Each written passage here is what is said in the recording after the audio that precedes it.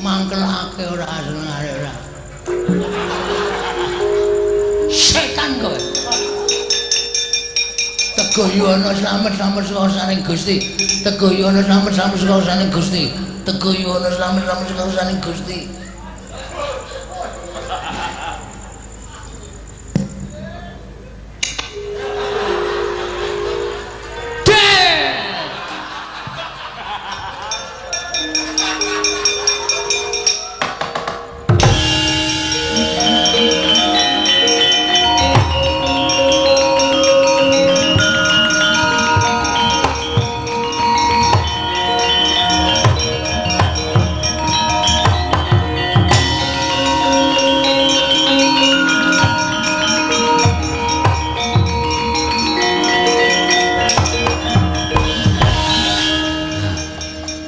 Wong kuwi aja sok kongkonan ning nek kurang kira-kira kurang marep matimu kuwi takokno karo sing kawogan.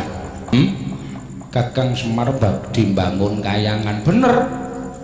Ning aku ora arep bangun kayangan padha sing mbok lenggahi ning kayangan Suralaya kono ora. Aku ora sulap karo Kamukten.